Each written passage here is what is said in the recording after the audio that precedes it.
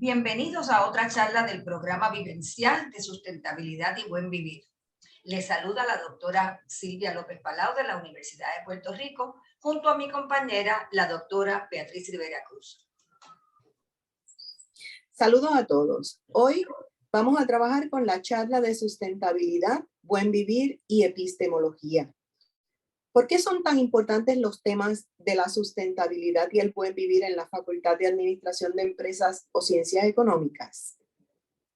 Porque la crisis civilizatoria que estamos viviendo es una sumatoria de crisis que incluye la crisis económica, social, ambiental, política y de valores. La sustentabilidad y la propuesta del buen vivir de los pueblos originarios de la Via Yala son alternativas a la civilización moderna occidental, capitalista, colonial, antropocéntrica y patriarcal. Tenemos que internalizar que las empresas no operan en un vacío y que se tienen que responsabilizar por sus impactos. Las empresas, las empresarias y los empresarios son actores fundamentales de la vida colectiva, por lo que les atañe tomar conciencia de los problemas que enfrentamos como humanidad y participar activamente en la búsqueda de soluciones a los mismos. Como estudiantes de administración de empresas, nos toca prepararnos para ejercer como emprendedores, creadores de empresas éticas, respetuosas de las libertades y de los derechos humanos y los de la naturaleza. En esta charla reflexionaremos sobre los fundamentos, retos y controversias que entraña la creación de conocimiento para beneficio del ecosistema planetario en su sentido más amplio.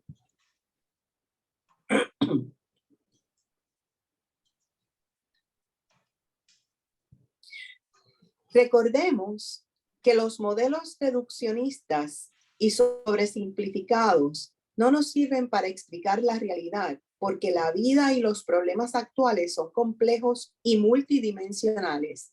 Se parecen más a un cubo Rubik sin resolver. Cuando cualquier movimiento de elementos en una cara afectará de una forma o de otra a las otras dimensiones.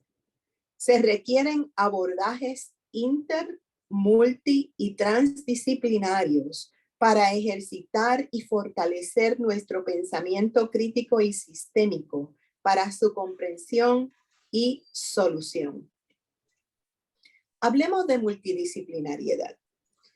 Esta forma de colaboración o concurrencia disciplinaria implica la participación de más de dos disciplinas en una investigación o estudio, sin perder cada una su caracterización o abandonar su metodología propia.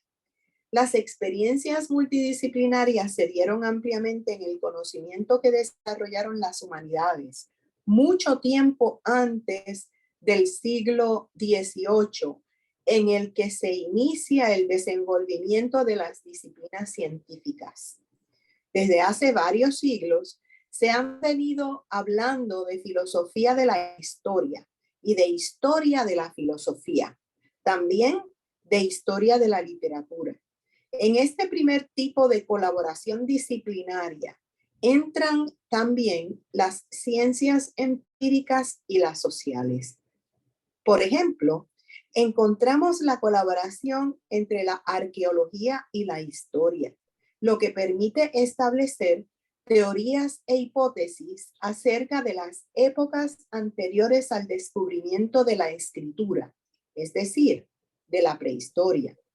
Esta colaboración disciplinaria ha sido necesaria para entender la naturaleza y condiciones de la vida humana. La interdisciplina es más compleja que la multidisciplina, porque no es la yuxtaposición de disciplinas para estudiar algo, sino que exige una integración de la teoría o elementos de la teoría científica de varias disciplinas. Esa integración requiere a su vez el diseño de una metodología que utilizan de común acuerdo y con la misma estrategia investigadores formados en disciplinas distintas. Es decir, la interdisciplina exige abandonar una visión simple, vista desde diversas ventanas que son las disciplinas. Requiere diseñar y construir una visión compleja, mirar desde una sola plataforma teórica y compartida y analizarla con una sola metodología. La interdisciplina exige un nivel de integración conceptual. Esta forma de colaboración disciplinaria se desarrolla en grupos de investigación que son los que han venido haciendo avanzar la ciencia, muy claramente a partir del siglo XX. Ejemplos de lo interdisciplinario que puede partir de dos disciplinas son la astrofísica, la fisicoquímica, la sociobiología o la bioética. La transdisciplinariedad es una estrategia para la búsqueda del conocimiento de una nueva manera, en la que tiene una gran influencia la filosofía de la deconstrucción. Esta estrategia consiste en recorrer a través de varias disciplinas un campo de conocimiento. Se reconoce como punto de partida que el objeto de conocimiento es algo complejo.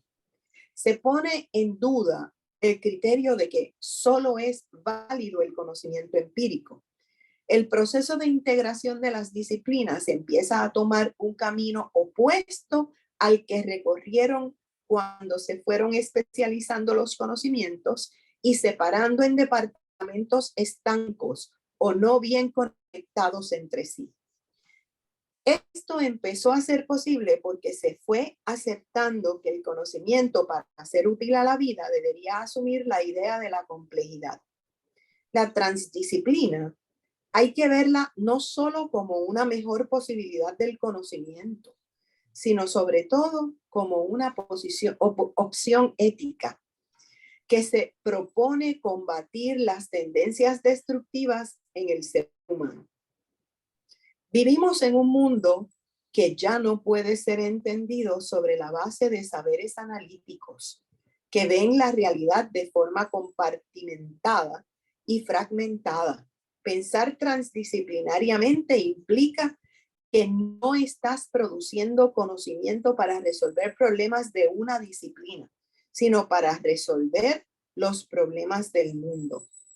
Cuando te planteas el tema de resolver problemas del mundo, ya las disciplinas se te quedan cortas porque están en una lógica particular de defensa y reproducción de la disciplina y de resolver sus problemas.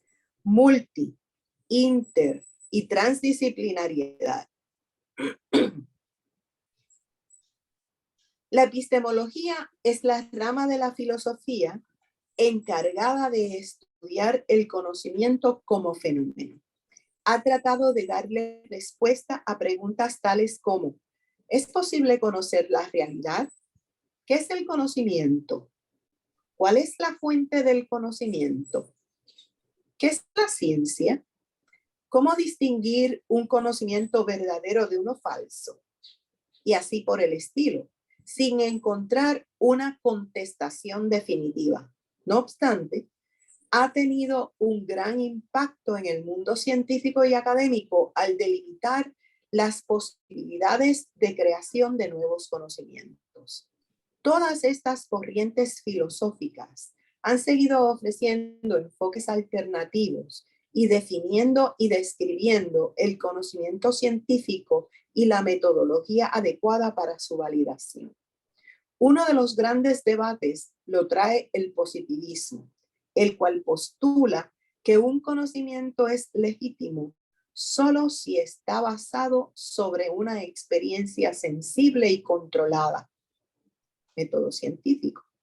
Por ello, el método positivista de las ciencias naturales trata de aplicarse a todas las ciencias, incluyendo las sociales, con efectos nefastos en ocasiones. En Occidente hay una larga tradición de pensamiento acerca de lo universal. Descartes entendía lo universal como un conocimiento eterno, más allá del tiempo y el espacio, equivalente a la mirada de Dios. La contribución más permanente del cartesianismo hasta hoy es la filosofía sin rostro del punto cero, que será asumida por las ciencias humanas a partir del siglo XIX como la epistemología de la neutralidad axiológica y la objetividad empírica del sujeto que produce conocimiento científico. Kant, la razón trascendental es masculina, blanca y europea. Para él, los hombres africanos, asiáticos, indígenas, sureuropeos, españoles, italianos y portugueses y todas las mujeres, incluidas las europeas, no tienen capacidad de razón.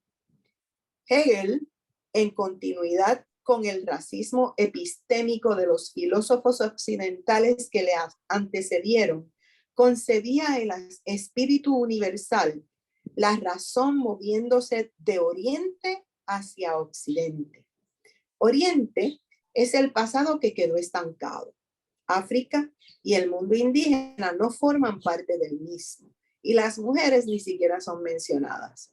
El saber absoluto solamente podría ser alcanzado por un hombre blanco, cristiano, heterosexual, europeo. Marx piensa desde la situación histórico-social del proletariado europeo, proponiendo un diseño global universal como solución a los problemas de toda la humanidad, el comunismo. No problematiza el hecho de que el proletariado sea europeo, masculino, heterosexual, blanco, judeocristiano, etc. Su pensamiento queda dentro de los límites eurocéntricos del pensamiento occidental. El racismo epistemológico es intrínseco al universalismo abstracto occidental que encubre a quien habla y el lugar de donde se habla.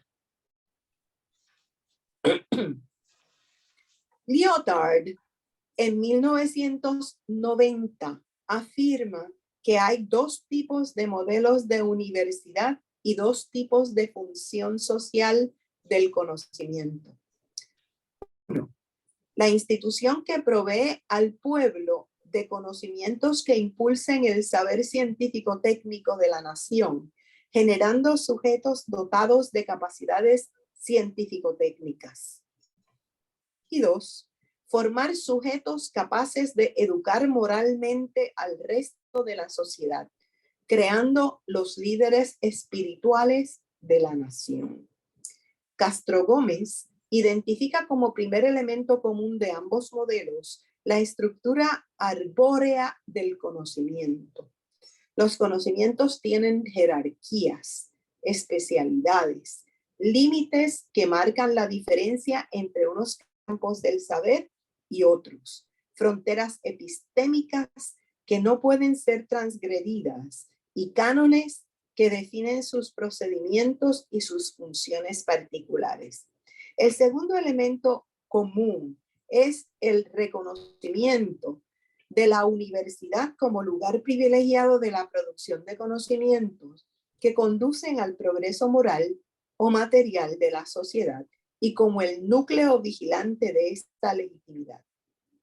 La universidad es concebida como una institución que establece las fronteras entre el conocimiento útil y el inútil, entre la doxa y la episteme, entre el conocimiento legítimo, o sea, de validez científica, y el conocimiento ilegítimo. Una definición simple de verdad es la coincidencia entre una afirmación y los hechos. Parece sencillo, pero no es tanto. Uno de los modelos de análisis de la verdad fundamentalmente científica más interesante es la de Karl Popper. Para él, una teoría no es en sí nunca verdadera, sino que es la mejor que tenemos en un momento dado para explicar un determinado fenómeno o la realidad. La clave del proceso está en la falsación. Esto tiene tres implicaciones enormes. Nunca podemos dar a una teoría la categoría de definitiva. Da igual que sea la teoría dominante e incluso la que explique y justifique la realidad. Siempre cabe la posibilidad de encontrar una teoría más correcta y más cierta. Siempre debemos estar buscando teorías mejores. Lo anterior nos obliga a estar siempre alertas ante posibles disfunciones de la teoría dominante y encontrar nuevas alternativas. Hemos de estar abiertos a cambios en nuestra explicación del mundo y no cerrarnos a las teorías que hoy existen. Nuestra mente, nuestra predisposición ante las teorías con las que trabajamos debe estar siempre abierta, dispuesta al cambio y no sujeta a dogmatismo teórico. Siguiendo a Popper, la verdad no existe. Lo que llamamos verdad está en constante revisión, está siendo continuamente atacada y puesta en duda. Y eso solo puede dar como resultado o bien que descubramos otra teoría que es más verdadera, o que consigamos fortalecer la teoría existente porque no somos capaces de desmontarla. No podemos demostrar que una hipótesis es verdadera, pero sí que es falsa. Es famoso el ejemplo de él de los cisnes. Tenemos como hipótesis que todos los cisnes son blancos. Pues entonces Popper decía, no podemos verificar que todos los cisnes sean blancos, pero en cuanto encontremos un cisne que no sea blanco, podemos decir que eso es falso. Así que cuando se encuentra que hay un cisne negro, pues ya la hipótesis cambia de todos los cisnes ser blancos a los cisnes son negros o blancos. Y tampoco podemos afirmar que todos los cisnes son negros o blancos con total certeza, sino que es lo mejor que conocemos hasta ahora.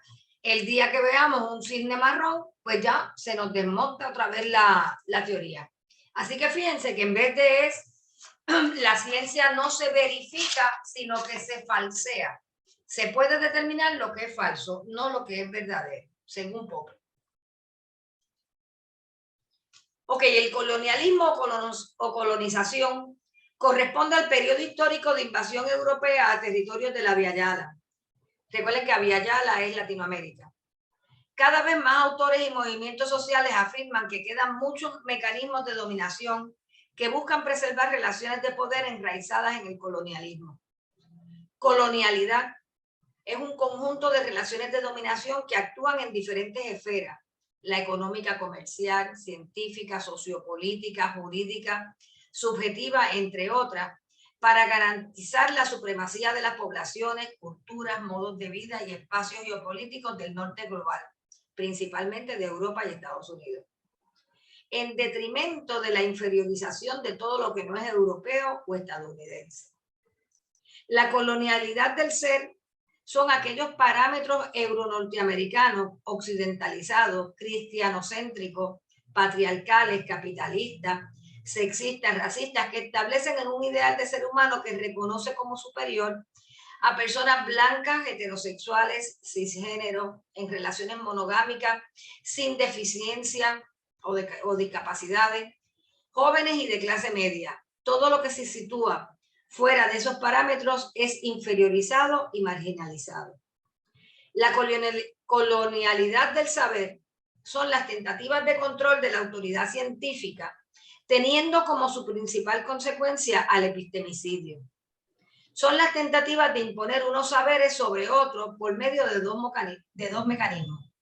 La inferiorización o desperdicio de conocimientos ancestrales y otros que son producidos fuera de las instituciones académicas reconocidas, como es el caso de los conocimientos producidos por movimientos sociales y comunidades indígenas, o por el exterminio material y o simbólico de estos saberes por medio de la destrucción de fuentes, territorios o pueblos que comparten determinadas cosmologías.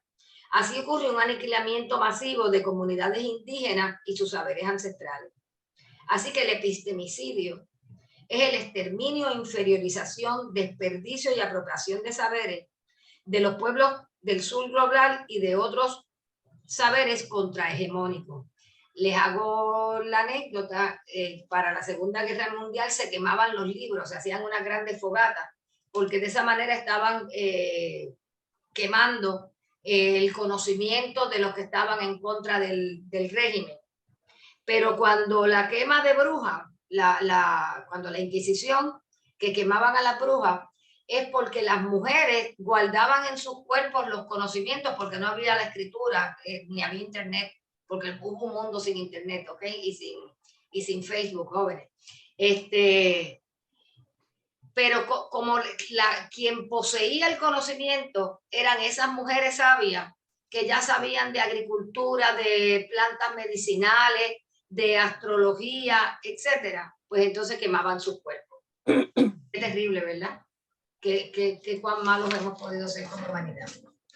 Bueno, toda experiencia social produce y reproduce conocimiento, y al hacerlo presupone una o varias epistemologías. La epistemología es toda noción o idea reflexionada o no sobre las condiciones de lo que cuenta como conocimiento válido.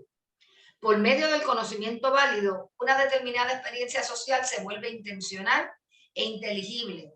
No hay pues conocimiento sin prácticas y actores sociales. Y como unas y otros no existen si no es en el interior de las relaciones sociales, los diferentes tipos de relaciones sociales pueden dar lugares a diferentes epistemologías. ¿Por qué razón en los últimos 2 siglos ha predominado una epistemología que ha eliminado de la reflexión epistemológica el contexto cultural y político de producción y reproducción del conocimiento? ¿Cuáles han sido las consecuencias de esta descontextualización? ¿Son hoy posibles otras epistemologías? Pues una de esas propuestas que trata de contestar esas preguntas son las epistemologías del sur, con su máximo exponente de Sousa Santos.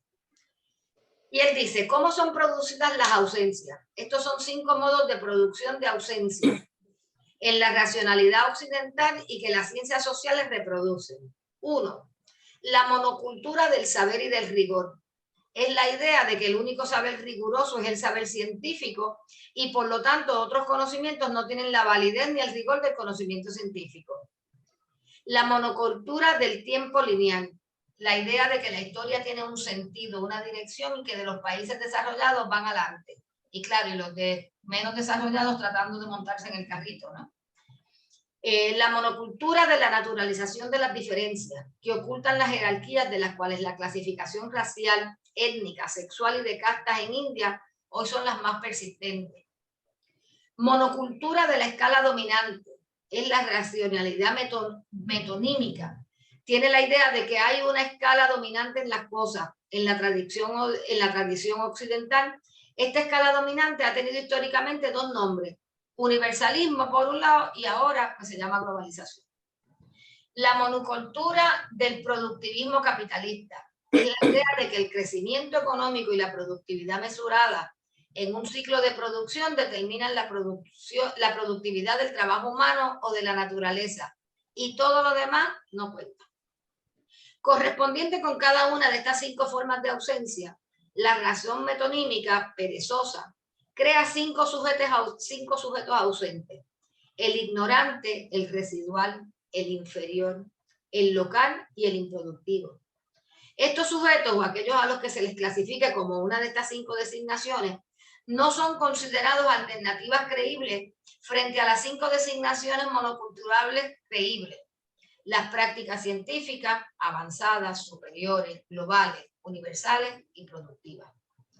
De Sousa Santos propone enfrentar las 5 monoculturas con 5 ecologías que permitan invertir la situación de invisibilidad. Una, la ecología de saber. Es la posibilidad de que la ciencia no entre como una monocultura, sino como parte de una ecología más amplia de saberes, donde el saber científico pueda dialogar con el saber laico, popular, indígena, urbano, marginal o campesino. La ecología de las temporalidades. Saber que aunque el tiempo es lineal, también existen otros tiempos.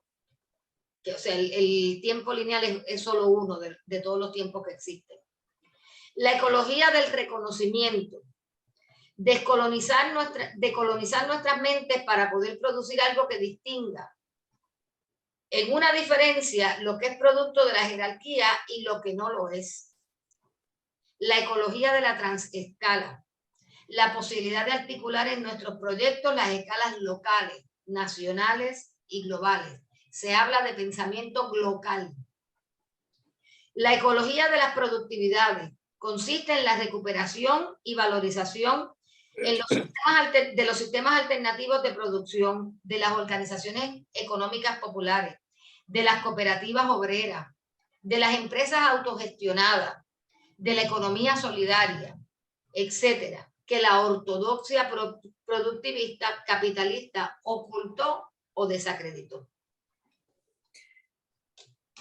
La epistemología feminista es un término que hace referencia a algunas rupturas con las formas tradicionales de hacer conocimiento científico, argumentando que no es posible hacer una teoría generalizada que ignore el contexto de los sujetos que la desarrollan.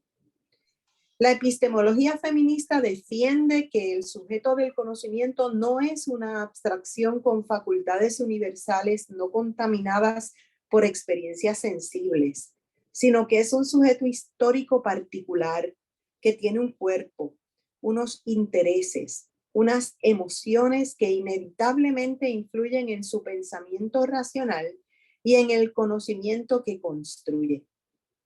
Es decir, que surgen en respuesta a la tradición científica descarnada, que se ha desarrollado desde las experiencias y la visión del mundo de un personaje en concreto, un hombre blanco, heterosexual, occidental de clase alta.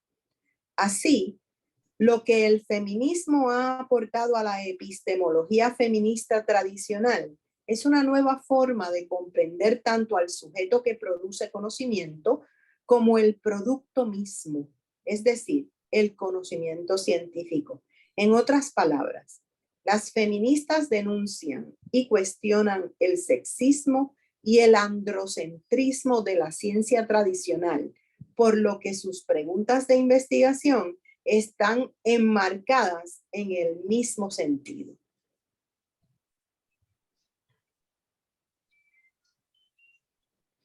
Veamos algunas definiciones importantes. La ciencia es todo el conocimiento o saber constituido mediante la observación y el estudio sistemático y razonado de la naturaleza, la sociedad y el pensamiento. Su función es describir, explicar y predecir fenómenos a fin de mejorar la vida humana. La ciencia produce conocimiento científico y esto es todo saber obtenido mediante el método científico a través de la observación y el análisis sistemático. Algunas características de la ciencia. Aplica el método científico, la observación, la proposición, formulación de hipótesis, experimentación, demostración y conclusiones. Tiende a buscar leyes generales. La ciencia pretende entender las leyes o principios generales que fijan a los fenómenos sujetas a revisión constante. Es acumulativa y sistemática. Valora el conocimiento acumulado de las investigaciones previas como punto de partida, sustento o cuestionamiento. Es útil.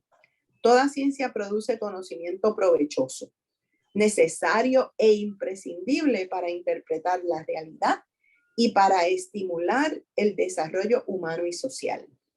Las ciencias formales, su objetivo es las abstracciones mentales, matemática y la lógica.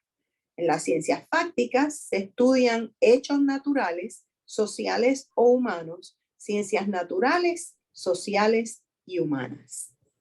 En las ciencias aplicadas se utilizan los conocimientos desarrollados por las ciencias en ámbitos como la ingeniería, arquitectura, medicina y farmacia. Veamos algunas definiciones necesarias. Número 1, la ortodoxia, que significa doctrina correcta o sana. Va más allá del contexto estrictamente teológico y puede significar la doctrina aceptada o establecida en cualquier campo del saber. La ortodoxia se sustenta a través del poder y de los medios de comunicación. Un nivel suficiente de ortodoxia permite el consenso, la estabilidad política y la cohesión social. La heterodoxia es la doctrina u opinión que no está de acuerdo con la sustentada por la mayor parte de un grupo. Es la disidente, herética, extraña o insólita. En las sociedades intolerantes con menor libertad de conciencia, donde existen dogmas, es castigada y quienes la sustentan son menospreciados, censurados, silenciados, marginados, olvidados o eliminados. Sin embargo, en sociología es vista como un factor enriquecedor y dinamizador y renovador de la sociedad. Están oyendo un pájaro. El dogma es la proposición tenida por cierta y como principio innegable. Establece postulados y principios que no pueden ser rebatidos y que por lo general son impuestos por autoridades que se consideran superiores. El dogma anula o elimina cualquier posibilidad de cambio o de diálogo. El paradigma científico es el conjunto de creencias, valores y técnicas compartidos por una comunidad científica que suministran modelos de referencia de los que surgen tradiciones particulares y coherentes de la investigación científica. Un ejemplo es la teoría del contagio. Hipótesis es una proposición o enunciado que no ha sido puesta a prueba. Mediante la experimentación se buscará evidencia para apoyarla o refutarla. Las refutadas se reformulan, afinan o descartan, mientras que las aceptadas se integran en las teorías científicas. Una teoría está constituida por un conjunto de hipótesis comprobadas que forman un sistema lógico deductivo que intenta explicar un fenómeno. Y comunidad científica significa el conjunto de los practicantes de una especialidad científica que comparten un mismo paradigma científico. Son los sujetos activos de la ciencia y quienes construyen las teorías científicas, llevan a cabo observaciones y experimentos e intercambian y debaten información y críticas entre sí, produciendo en definitiva conocimiento. Veamos este diagrama sencillo donde se ilustran los pasos del método científico. Fíjense que empezamos con un paradigma, que son las creencias que comparte la comunidad científica, hacen observaciones, hipótesis. Cuando hablamos de experimentos, no visualicen como que los experimentos son con un montón de matraces y sustancias de colores en un laboratorio, sino que se adaptan a cada disciplina, ¿verdad? Puede ser una encuesta, puede ser análisis estadístico de datos censales, etc. Y luego se lleva a las teorías o leyes, y en esas teorías o leyes siempre esa comunidad científica tiene críticas, debates y cuestionamientos constantes. Y eso va manteniendo el paradigma. ¿Ok? Usualmente la generación de conocimiento es financiada mayoritariamente por fondos públicos y practicada por una comunidad científica que usualmente está ubicada en las universidades estatales de cada país. El fin último de la ciencia es la búsqueda de la verdad en beneficio de la sociedad en su concepción más amplia. Por eso es que se pelea tanto la autonomía universitaria, porque lo que se dice es el gobierno debe enviar el presupuesto a la universidad, los fondos, para evitar que haya conflicto de intereses. Cuando son los fondos privados, entonces queda la duda de si los resultados que están dando la generación de conocimiento está viciado para beneficiar a esos fondos privados. Por eso es tan importante el concepto de la autonomía universitaria. Bueno, Kuhn, que escribió la estructura de las revoluciones científicas, dice que la ciencia no es meramente un sistema teórico de enunciados que se desarrolla en la mente de los individuos que se dedican a ella, sino que es una actividad que lleva a cabo una comunidad de científicos en una época determinada de la historia y en condiciones sociales concretas. En ese sentido, la ciencia avanza de forma cíclica y las nuevas teorías científicas no nacen por verificación ni por falsación, como decía Popper, sino por sustitución. Cook resume el cambio científico con el siguiente esquema. El desarrollo histórico de la ciencia supone la existencia de un paradigma. Se trabaja dentro de un paradigma e implica que se pone en práctica lo que se llama la ciencia normal, que articula y desarrolla el paradigma, que es este ciclo que se va viendo, ¿no? Esa es la ciencia normal. Pero ¿qué pasa? Que en este desarrollo van a surgir problemas, fenómenos que no quedan explicados por el paradigma. Si estas dificultades se consolidan, puede llegarse a la crisis que se puede resolver solo desde un nuevo paradigma. ¿Ok? Llega un momento en que el paradigma no puede explicar lo que se está observando y hay lo que él llama anomalías. Cuando este nuevo paradigma sustituye al anterior, se produce una revolución científica. No hace falta, sin embargo, que haya crisis para la sustitución de paradigma. La ciencia revolucionaria es una época de desarrollo científico de crecimiento rápido que acarrea una nueva forma de visión del mundo o un cambio de concepto del mundo. Con el cambio de paradigma cambian las reglas del juego entre la comunidad científica. Fíjense que entonces la ciencia va creciendo como en una espiral y no por eso, no porque se elimine el paradigma anterior, quiere decir que el paradigma anterior no era científico. No, es que la comunidad científica llegó, eso fue lo mejor que pudo hacer específicamente en su época concreta, en su tiempo concreto con lo que se sabía ahí.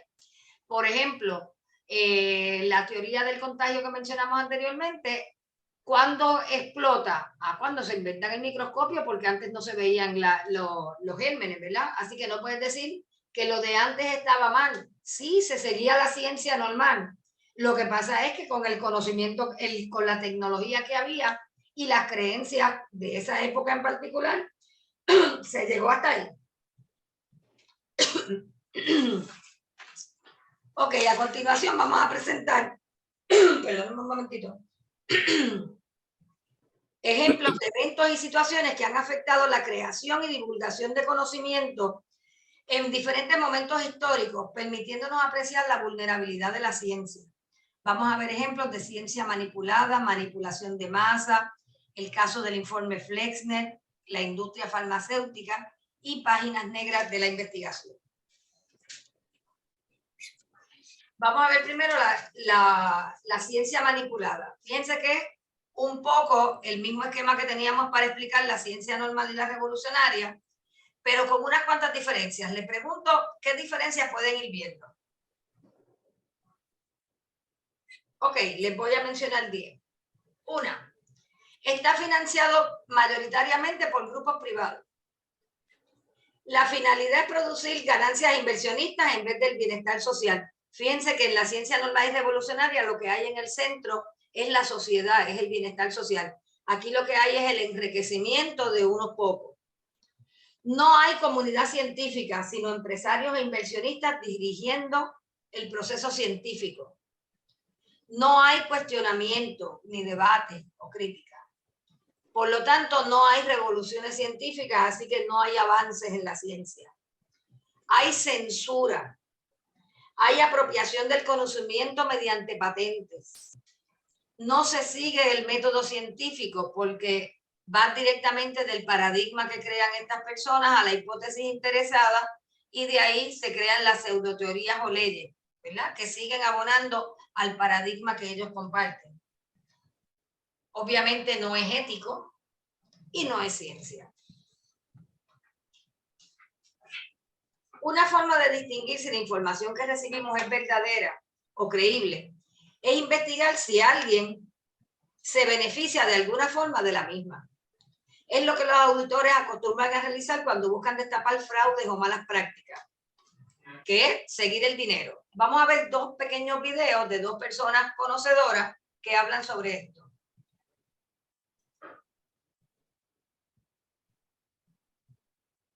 La organización es mantenida por estados. De hecho, Estados Unidos paga el 22%. Japón creo que es el segundo, que además muy cerca de Estados Unidos. Es una cosa un tanto sorprendente.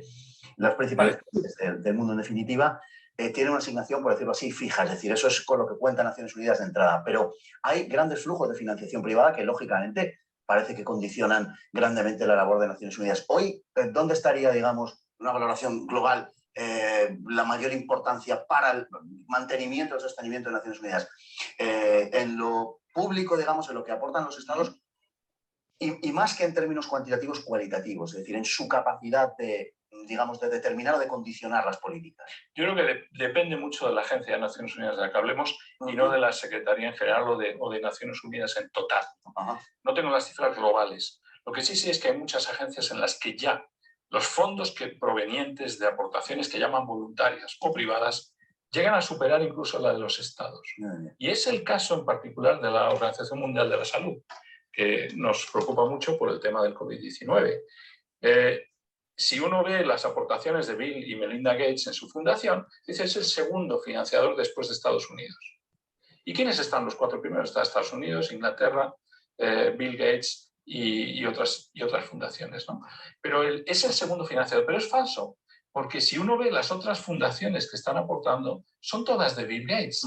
Entonces yo me he hecho el ejercicio de sumar las de Bill Gates y son el primer aportador mundial a la Organización Mundial de la Salud. Son el principal financiador de una organización que se creó en de las Naciones Unidas para ser neutra, libre y trabajar de una manera neutra para los estados y las naciones del mundo. En este momento, ¿cómo podemos decir que el principal contribuyente es un grupo privado que además ha estado metido en todo el tema de las vacunas, del COVID-19, de financiar, de organizar, de prever pandemias? Y ese grupo, Bill y Melinda Gates, manejan en este momento la Organización Mundial de la Salud. Si alguien me oye de la Secretaría de Naciones Unidas, va a decir es una barbaridad, son aportaciones voluntarias. Sí, claro que sí. Pero vamos a ver, en los años que están en Naciones Unidas, uno sabe perfectamente que cuando un Estado como Estados Unidos participa en el 25% o algo así del presupuesto, tiene algo que decir. La mayoría de nuestros directores eran norteamericanos, lógicamente, pues son los que más presupuesto pagan, y la mayoría de las influencias en las decisiones y la preparación de documentos para las resoluciones van influenciadas por Estados Unidos. ¿Quién lo va a negar? El que pone más, ¿no? Bueno, pues cuidado, porque si aplicamos esa regla por todos más o menos aceptada oscuramente de que el que más paga más dice, pues entonces el señor Gates en este momento en la OMS está influenciando un organismo y quitándole su neutralidad.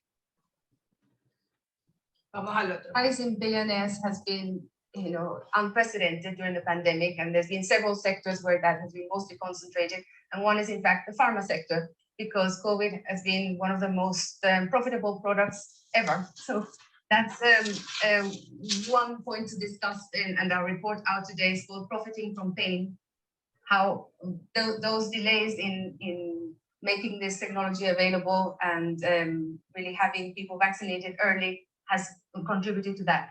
But has also, as was said earlier, it's not only the direct health impacts, but it's the economic, social impacts on all parts of the population, and in reality, an increase in inequality, reversing the trend of the last few years where inequality had reduced between rich countries and poor countries. Unfortunately, now it has widened.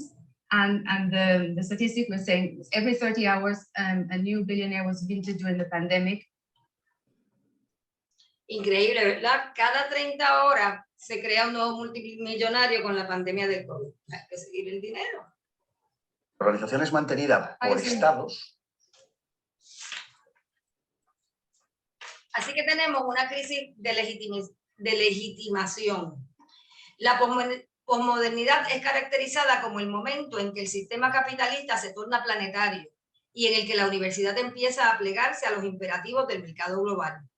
La globalización de la economía capitalista hace que la universidad ya no sea el lugar privilegiado para la producción de conocimiento. El saber que es hegemónico en estos momentos se produce en la empresa transnacional. La universidad deja de ser el núcleo fiscalizador del saber. La universidad se convierte en una empresa capitalista que ya no sirve más al progreso material de la nación ni al progreso moral de la humanidad, sino a la globalización del capital. El conocimiento científico en la posmodernidad ya no es legitimado por su utilidad para la nación ni para la humanidad, sino por su capacidad de generar determinados efectos de poder. La función de la universidad hoy día ya no es educar, sino investigar. lo cual significa producir conocimientos pertinentes y útiles a la biopolítica global en la sociedad del conocimiento. De este modo, las universidades empiezan a convertirse en microempresas prestadoras de servicios. Refaseando a Lightor, en el contexto de la mercantilización del saber, en vez de buscar respuestas a preguntas tales como ¿es eso verdad?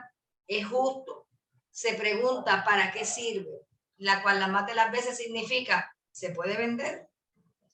La formación profesional que ofrece la universidad, la investigación, los textos que circulan, las revistas que se reciben, los lugares donde se realizan los posgrados, los regímenes de evaluación y reconocimiento de su personal académico, todo apunta hacia la sistemática reproducción de una mirada del mundo desde las perspectivas hegemónicas del norte. Publicar o perecer, publish or perish, es el clásico dilema de cualquier científico dedicado a la investigación. Esto quiere decir que si un científico espera financiación para el próximo proyecto de investigación, más le vale lograr que le publiquen su artículo. El supuesto es que si el artículo pasó la prueba de la reseña académica, los datos y las conclusiones de la investigación han sido verificados detalladamente y tienen cierto parecido con la realidad. Pero hay algunos problemas con este pequeño gran engaño. La realidad es que, como cualquier revista de papel brilloso, están expuestas a tener que dar explicaciones si le llevan la contraria a los anunciantes. Otro problema es el conflicto de intereses. Según un estudio en el 1998 del New England Journal of Medicine, el 96% de los artículos con reseña académica tenían vínculos financieros con los medicamentos que estaban estudiando. Otra práctica es la compra directa del espacio, o sea, vamos a dejarnos de sutileza. Una compañía farmacéutica puede simplemente pagarle $100,000 o lo que sea a una revista médica para que publiquen un artículo favorable a su producto.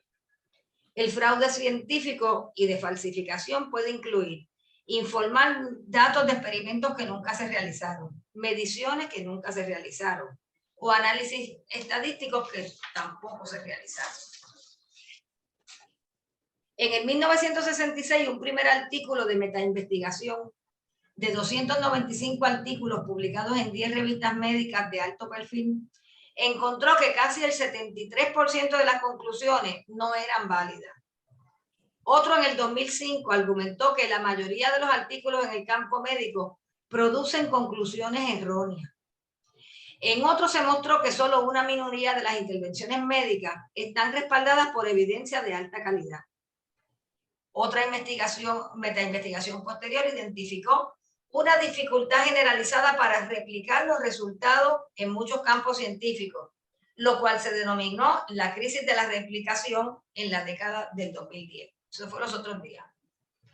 Al ser la replicación una parte esencial del proceso científico, el no hacerlo pone en duda la confiabilidad de los campos afectados. Los críticos argumentan que los incentivos perversos detrás del publicar o perecer en la academia promueve la producción de ciencia basura, investigación de baja calidad y falsos positivos.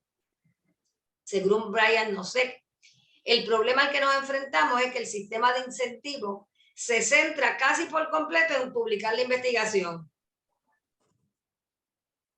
en lugar de si lo haces bien. Se estima que en medicina se desperdicia el 85% de la financiación en la investigación y la presencia de sesgos afecta su calidad. La industria farmacéutica ejerce una influencia sustancial en el diseño y ejecución de la investigación médica, llegando en ocasiones a que el patrocinio sea el mejor productor del resultado del ensayo. Es muy común que los autores de la literatura médica y los editores de revistas médicas tengan serios conflictos de interés. La mayoría de los ensayos clínicos no presentan una revisión sistemática para justificar la investigación o resumir los resultados. Un estudio concluyó que se citaron menos de una cuarta parte de los estudios previos relevantes. O sea que cada vez se están inventando la rueda. Un estudio del 2007 reveló que la comunidad médica tardó un promedio de 10 años en dejar de hacer referencia a las prácticas populares después que su eficacia fuera refutada inequívocamente. Se dice que la iatrogenia, que es los daños causados por los tratamientos médicos, es la tercera causa de muerte en Estados Unidos y a nivel mundial. Las élites financieras controlan los sistemas de salud, la industria agrícola, alimentaria, farmacéutica y los medios de comunicación, entre otras, con la anuencia oportunista de las clases políticas. Según la enfermedad de moda, se construyen hospitales, se realizan campañas masivas de vacunación, se promueven premios, se otorgan beneficios, viajes, medicamentos de muestras, recursos para la investigación, etc. En esa dirección, un artículo publicado en el New York Times en el 2008 denunciaba cómo la industria farmacéutica daba ciertas bonificaciones a periodistas, directores de facultades médicas, jefes de departamentos de investigación, de universidades y directores de hospitales, para que recomendaran, determinaran o ofrecieran opiniones positivas en los estudios de los productos de la farmacéutica en cuestión, o difundieran información a favor de sus productos, o también les valía que fuera en contra de las terapias alternativas como la homeopatía. Los premios eran dados en efectivo, el pago de seminarios, viajes de placer, entre otros. Aún las predicciones más modestas indican que en el futuro los conflictos de interés irán en aumento mientras la industria farmacéutica continúe en la financiación de la ciencia. Es difícil entender esta situación de manipulación de masas a nivel mundial a menos que podamos discernir los procesos de condicionamiento y programación mental a los que constante e insidiosamente estamos siendo objeto. Las empresas de relaciones públicas desarrollaron los principios a través de los cuales se podía influir y convencer a las personas mediante mensajes que se repiten una y otra vez cientos de veces por semana. Para las empresas de relaciones públicas es imprescindible reformular la realidad mediante una cortina de humo que no permita ver a las masas la realidad misma, sino más bien una percepción fabricada de la realidad. Su axioma fundamental es controlar a las masas sin que lo sepan.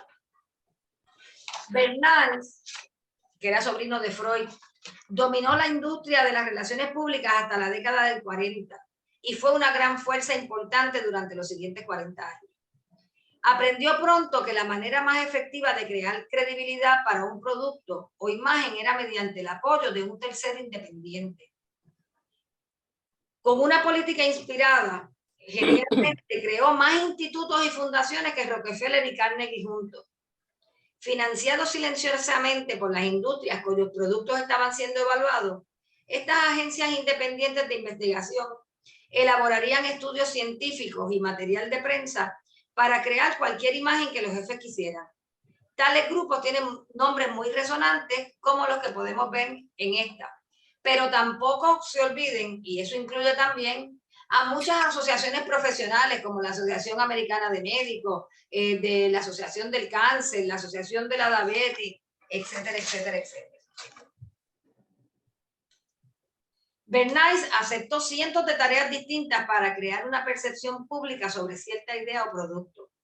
Algunos ejemplos fue ayudar a venderle la Primera Guerra Mundial al público norteamericano, con la idea de hacer que el mundo sea más seguro para la democracia. Se ha visto esa frase en cada guerra y participación bélica de los Estados Unidos desde entonces. Preparó un truco publicitario para popularizar la noción de que las mujeres fumaran cigarrillos. En el desfile de Pascua de 1929 en Nueva York, organizó la Brigada de las Antorchas de la Libertad, en la que las sufragantes marcharon en el desfile fumando cigarrillos como un símbolo de la liberación femenina.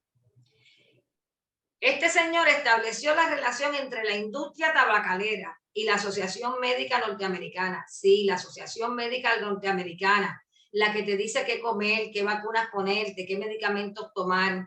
Esa tuvo una relación que duró casi 50 años, en la que estuvieron demostrándole a todos que los cigarrillos eran beneficiosos para la salud. Aquí tenemos algunos recortes de los anuncios que se daban en esa época en revistas como Life, había otra Look, eran, y fíjense, los médicos y las enfermeras, bueno, y hasta Santa Claus trayendo cigarrillos de regalo. Las organizaciones de relaciones públicas y cientos de otras similares son grupos cuya única misión es promover la imagen de las corporaciones globales que las financian. Esto se logra en parte con una interminable cantidad de comunicados de prensa, anunciando investigaciones innovadoras en cada estación de radio y diario del país. Muchos de estos informes enlatados se leen como noticias y de hecho son moldeados para que parezcan noticias.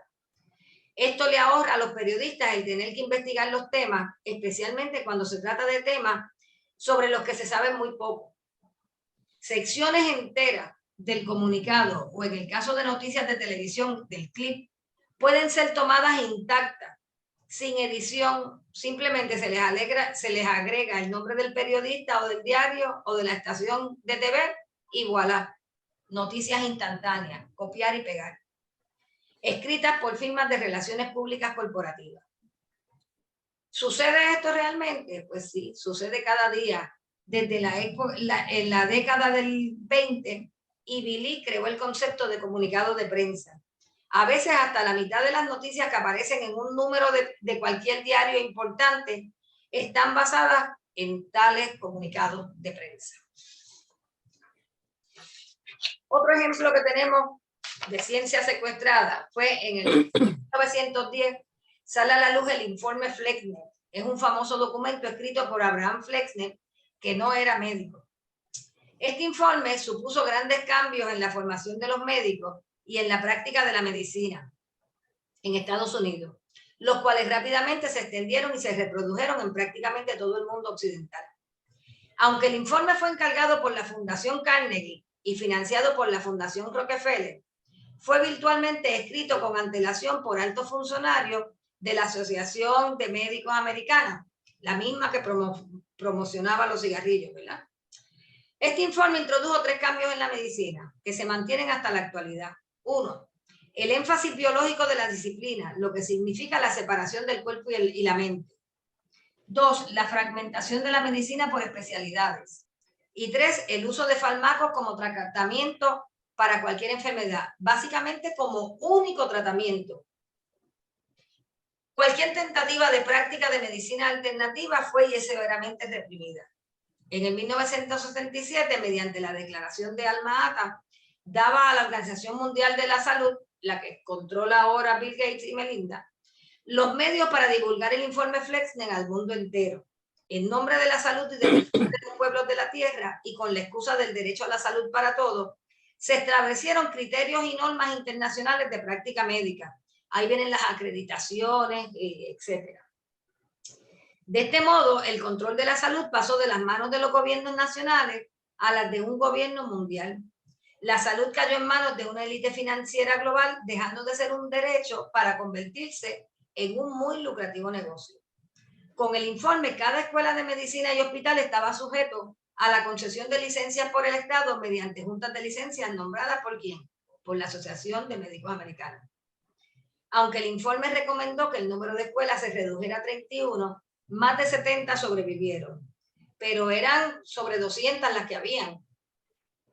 En el 1936 se creó un programa de $91 millones del Consejo de Educación General de Rockefeller, qué bonito suena el nombre, ¿verdad?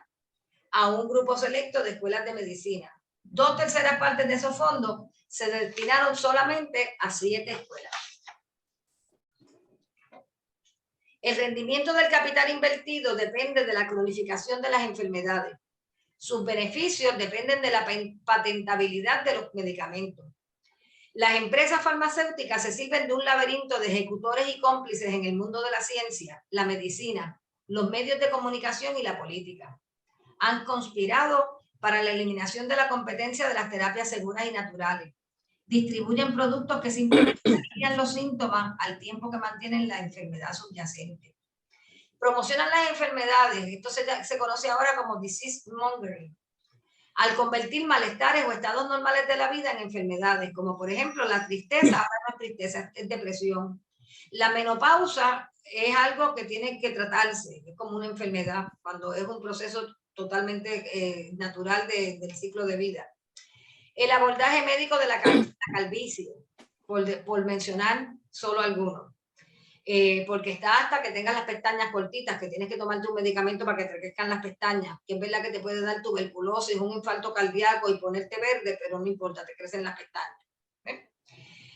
También está lo que se conoce como disease awareness, que son las actividades que buscan concientizar sobre la existencia de una enfermedad con el fin de que más personas crean que están enfermas y busquen obviamente el nuevo medicamento. Obviamente las farmacéuticas no hacen disease awareness de enfermedades para las que ellos no tienen un medicamento. Así que eliminaron sistemáticamente de los programas de formación de la Facultad de Medicina el estudio de las terapias naturales efectivas pero no patentables. Los médicos han convertido las facultades de medicina en un equipo de venta de la industria farmacéutica.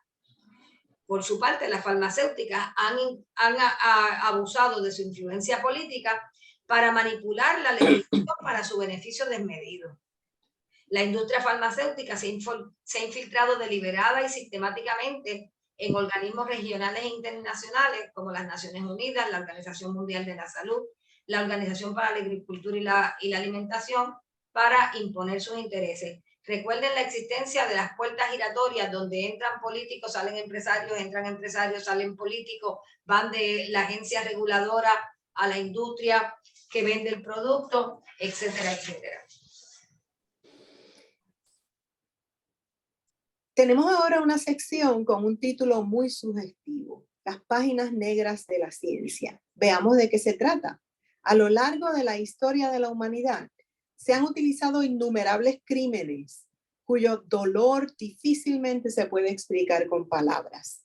Mares de tinta se han usado para escribir sobre las atrocidades que ocurrieron en distintas épocas. Se ha hablado y se han documentado hechos históricos como la Segunda Guerra Mundial.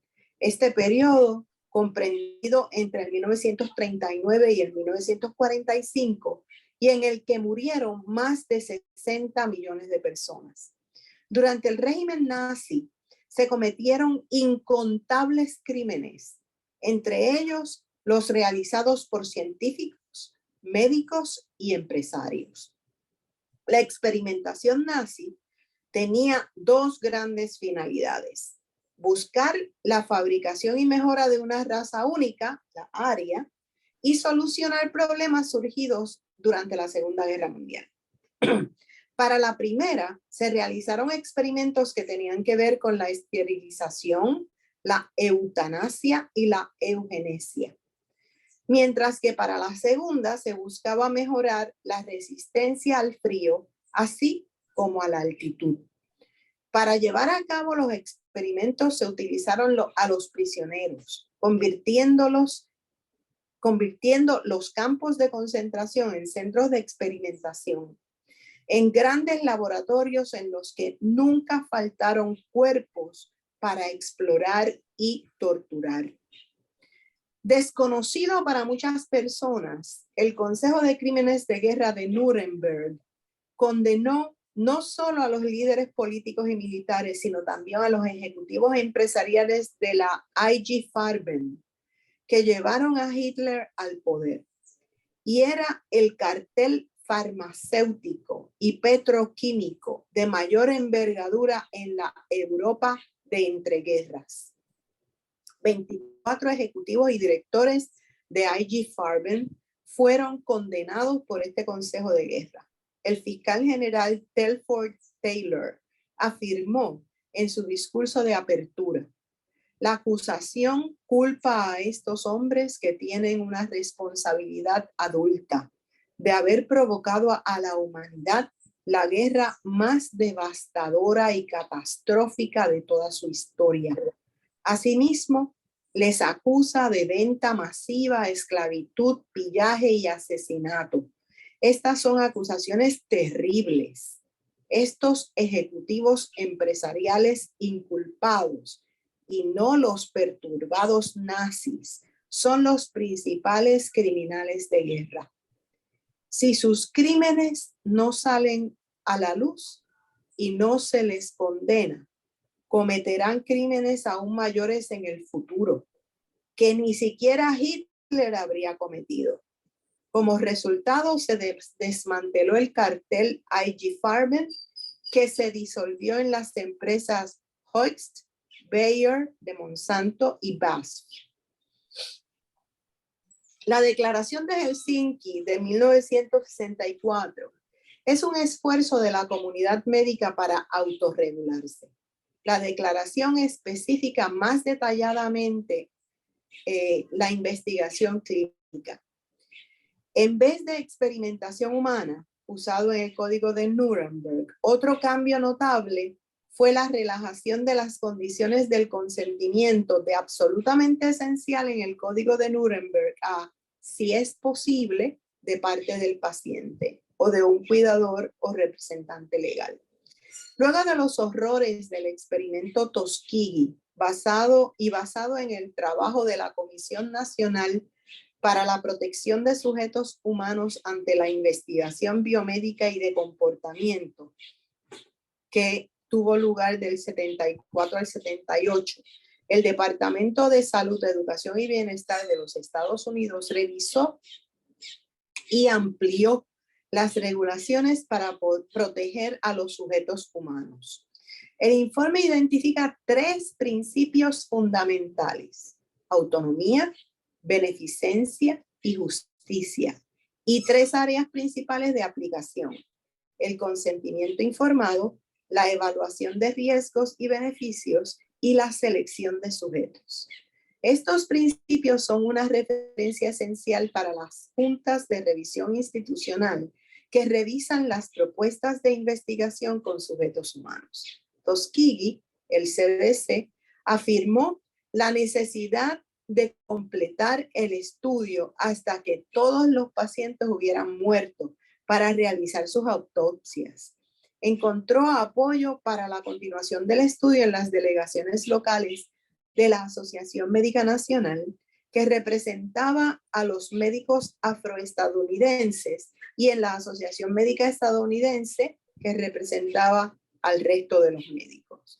Se compensó a los supervivientes, participantes y familiares que habían sido afectados a consecuencia del estudio, con $9 millones y la promesa de tratamiento médico gratuito.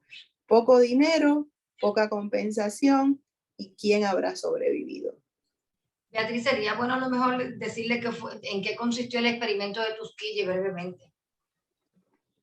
El experimento de Tuskegee fue una instancia donde se le aplicó a un grupo de personas, especialmente hombres de la raza negra en Estados Unidos, la no aplicación de medicamentos, sino, ¿cómo se le llama a lo que no es medicamento? Placebos, para tratar la sífilis. Y la sífilis, pues, es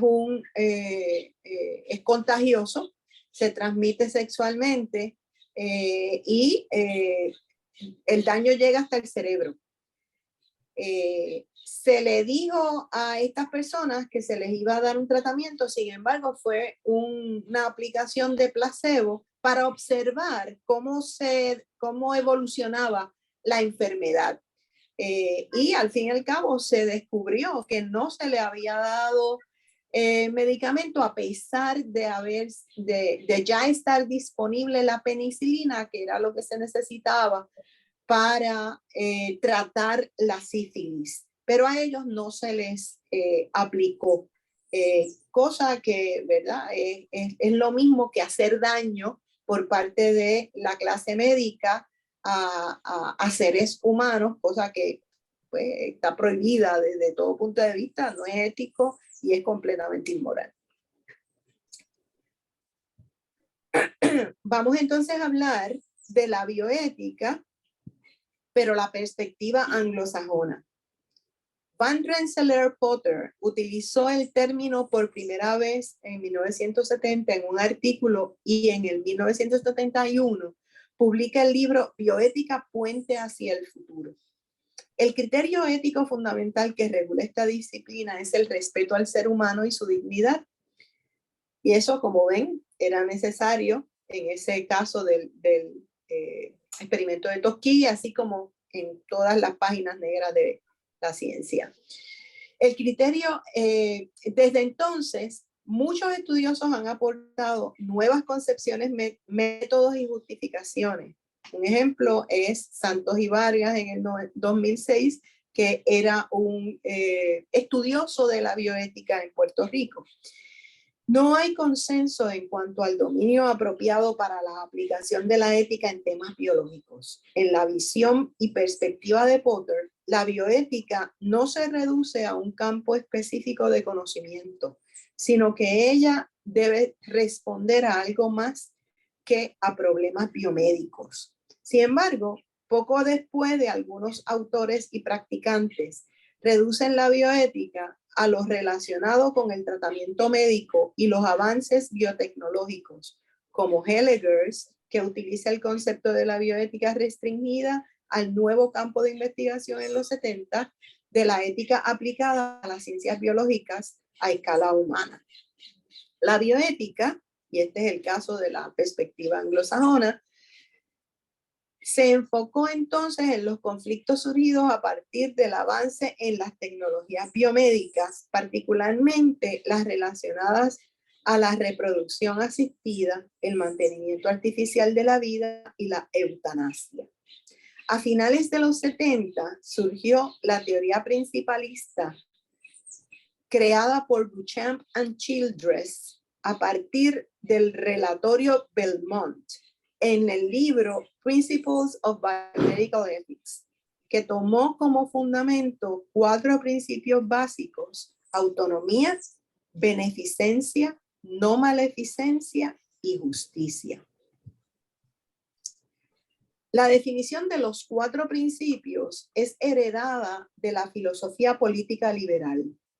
La autonomía se entiende como un atributo individualista de la razón y no como una capacidad que se alcanza a través de las relaciones comunitarias. Además, los otros 3 principios son entendidos como una lógica económica de un balance costo-beneficio.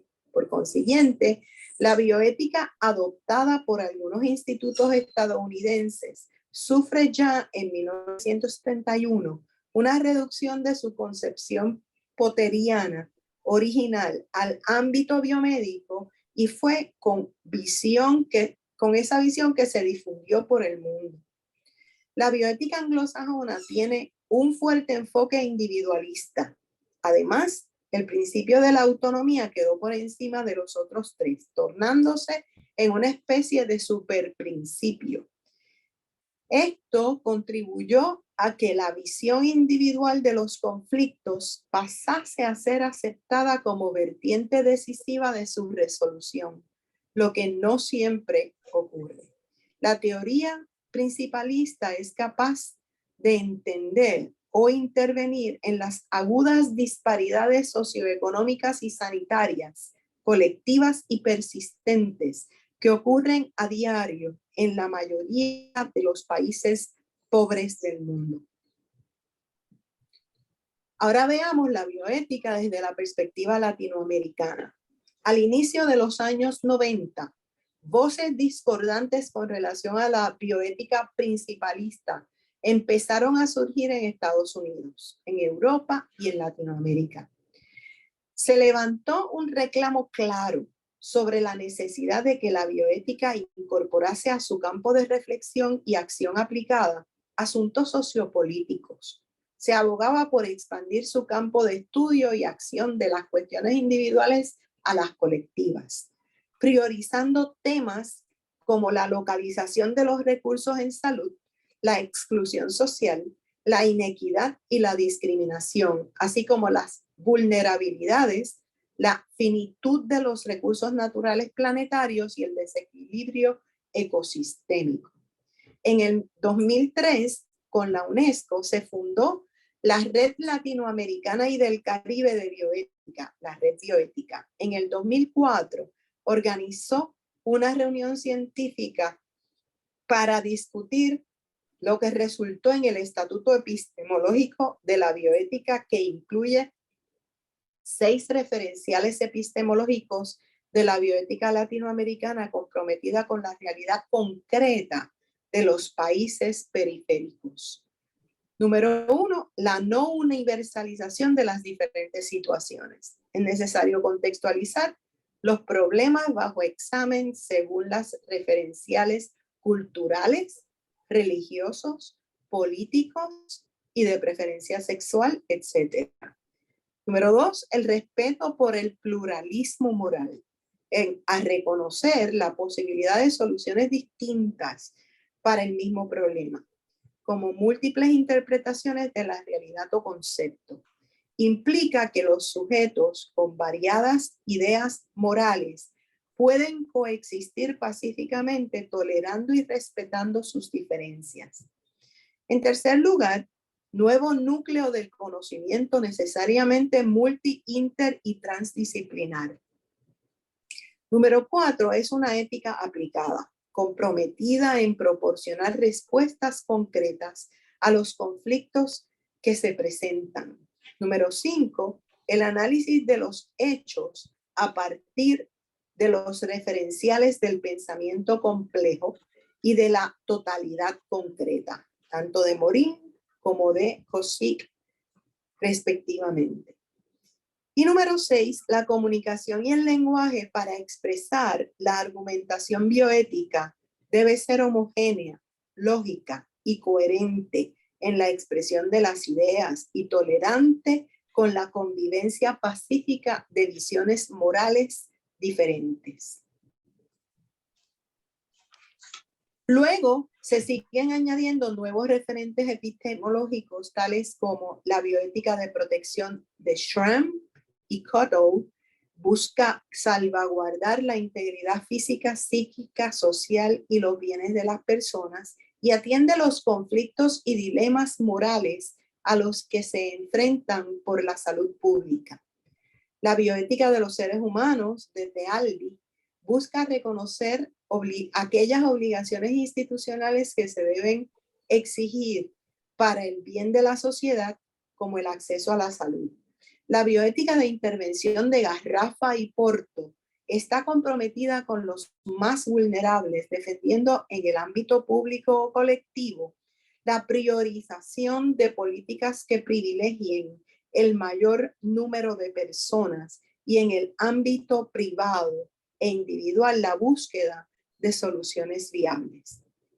Se proponen como herramientas para enfrentar los avances científicos y tecnológicos en el ámbito de la salud pública las llamadas 4P.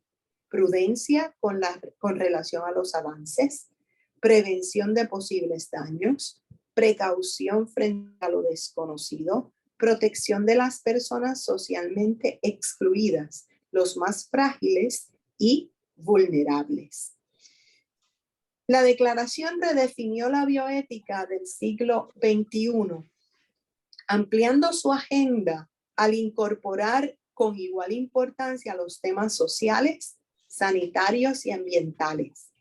La nueva agenda adquirió el perfil temático y epistemológico, defendiendo por los países periféricos, dándole más visibilidad política a nivel mundial.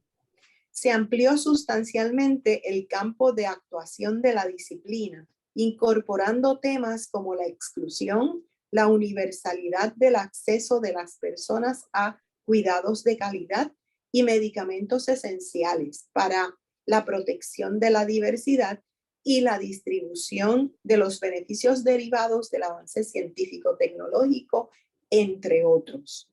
Según Rivas, la protección, los derechos humanos y la intervención son parte de la historia de la bioética y de su ejercicio. Aún en la perspectiva anglosajona, no es exagerado afirmar que la bioética subvirtió el orden de hospitales y centros de investigación, poniendo en el centro a los pacientes y a los sujetos en quienes se investiga en aras de la ciencia. La bioética tuvo y tiene que proteger a los vulnerables y hacer valer sus derechos, así como tuvo y debe seguir haciéndolo, que intervenir cuando se pasó por encima de la dignidad de los seres humanos, tanto en la atención como en la investigación. En los casos del experimento de Tuskegee, en los casos de las páginas negras de la ciencia los nazis con sus experimentos y en otros excesos que hemos registrado en la historia, no solamente en Europa y en otros países del mundo, sino en Estados Unidos también. La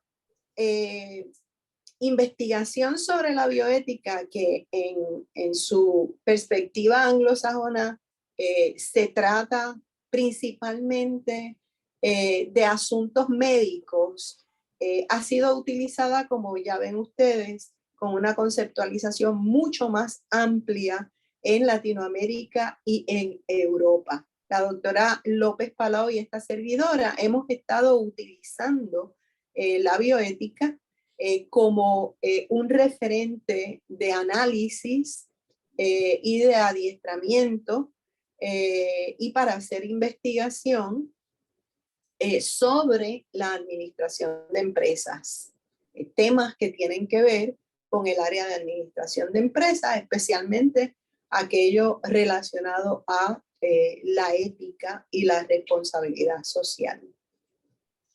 Tengo que hacer un comentario adicional, que fíjense que durante esta charla hemos estado viendo instancias en las que se corrompe la ciencia por diferentes razones. Y cuando se trae la bioética o la ética a la ecuación, sirve de freno para que no se den esos abusos, esos malos usos, ¿verdad?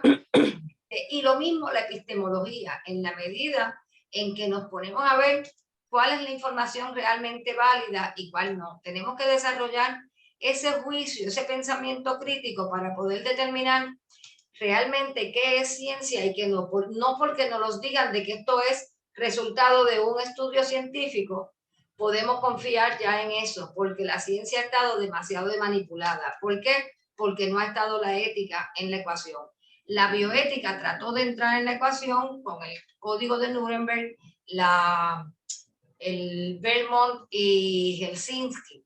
Y fíjense que es la asociación de médicos lo que tratan de relajar, lo que en el Código de Nuremberg era mucho más fuerte, lo que hacen es relajarlo. Así que cuidado también porque hay unos intereses económicos bien fuertes que ha corrompido a las personas, a las instituciones y definitivamente a la investigación como tal y sus resultados. Así que tenemos que ser muy, muy vigilantes.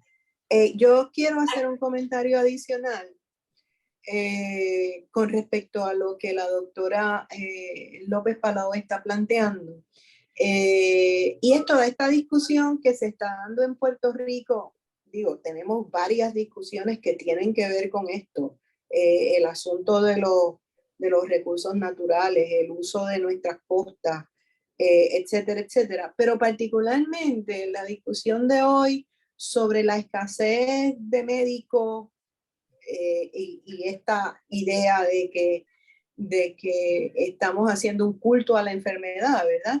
Pero la escasez de médicos no es importante por la escasez de médicos per se, es importante por la forma en que los planes médicos realmente han secuestrado los servicios de salud, creando más desigualdades y creando situaciones más difíciles para el beneficio de la sociedad. Y los planes médicos no son otra cosa que una organización empresarial con fines de lucro que toma decisiones sobre las personas, no necesariamente defendiendo o respetando la autonomía de la persona. Le añado que no solo es que son instituciones empresariales con fines de lucro, sino de lucro sin fin. Y también ahí no tengo un poco de reserva de solidarizarme totalmente con los médicos, porque hay médicos que lo que están abogando es porque se les pague más y resuelto el problema. Aquí el problema es que el sistema de salud está podrido y está podrido desde la ciencia, desde la investigación, desde cómo se hace, cómo se genera y se comparte ese conocimiento. Entonces son menos los médicos que pueden ver con pensamiento sistémico todo el problema, y hay algunos que simplemente se conforman de que en vez de que me pagues $15 por paciente, si me pagas 30 me callo la boca. Y yo creo que lo que es la medicina le han callado la boca por mucho tiempo a fuerza de unos incentivos económicos que no deberían existir. Así que aquí requiere de unas acciones políticas. Tenemos que empezar a cambiar nuestras leyes y dejarnos de tonterías a la hora de las elecciones. Tenemos que pedir unos cambios sustanciales en cómo conducimos el país. Y hay que coger el toro por los cuernos. Bueno, y una de estas maneras es la decolonización del conocimiento, que implica decolonizar las universidades occidentalizadas. Hay que empezar a producir conocimiento desde la cortopolítica y geopolítica del conocimiento. Tiene que ser un conocimiento situado en un contexto, en una época, hecho por unas personas particulares. En segundo lugar, que el canon se decolonice de los hombres occidentales. Y en tercer lugar, habría que repensar toda la organización disciplinaria de la producción de conocimiento desde una perspectiva transdisciplinaria. O sea, tenemos que dejar de ver a las universidades como un montón de fincas, ¿verdad? Hay que empezar a ver las cosas con el pensamiento sistémico. Muchos autores proponen la transdisciplinaridad y el pensamiento complejo como modelos emergentes, desde los cuales se puede empezar a tender puentes hacia el diálogo transcultural de saberes. Desde la física, la biología, la neurociencia, la antropología, la sociología y la psicología contemporánea, se empiezan a revisar implícita o explícitamente los presupuestos epistémicos que marcaron el punto cero. Asistimos a un cambio de paradigma en la ciencia, o sea, estamos en un tiempo de revolución científica que puede llegar a tener consecuencias muy positivas para la universidad. Por otro lado, si el proyecto de genocidio epistemicidio colonial occidental fue hasta cierto punto exitoso en espacios particulares alrededor del mundo, fue un fracaso inmenso en sus resultados generales en la mayor parte del mundo. ¿Por qué? Porque el pensamiento crítico indígena, musulmán, judío, africano, de las mujeres, así como otros conocimientos vitales del sur global, siguen vivos. En el Abya Yala, los movimientos indígenas y los movimientos afro están teniendo también un impacto a nivel de la producción de conocimiento, porque se están creando universidades indígenas, donde los problemas de la comunidad son los ejes temáticos centrales y no los problemas de las disciplinas, sino de las comunidades, sin que implique necesariamente un rechazo al conocimiento occidental. Luego de esta charla podemos llegar a un mínimo de conclusiones, y más que conclusiones son puntos de reflexión, o sea, son provocaciones para que ustedes sigan reflexionando sobre estos temas. A pesar de la ideología mono y visión reduccionista, la realidad es compleja, dinámica y plural, y así deben ser los abordajes para su estudio y comprensión. La ciencia, como toda actividad humana, no ocurre en un vacío, igual que los negocios no ocurren en un vacío. Muchos factores pueden corromperla, y muchos de ellos tienen nombre y apellido. Las instituciones de educación superior deben ser guardianes de la integridad de la ciencia para la construcción de sociedades libres, equitativas, inclusivas, recíprocas y solidarias. Y ahí tenemos que cuestionarnos la importancia de la autonomía universitaria y de que dejen de estar reduciendo los presupuestos de las universidades estatales en Puerto Rico y en todo sitio. Más que como una opción teórica, el paradigma de la decolonialidad es una necesidad ética y política urgente. Y la resolución científica que supone la ciencia de la sustentabilidad requiere un tratamiento sistémico y transdisciplinario para tratar la problemática compleja que enfrentamos. Y para eso necesitamos unos nuevos emprendedores que salgan de la Facultad de Administración de Empresas. Así que no sabemos si vamos a lograr la sustentabilidad o el buen vivir. No sabemos si eso es posible, pero lo que sabemos es que es impostergable. Con esto me despido y los dejo pensando sobre lo que aquí hemos discutido. Muchas gracias. Muchas gracias.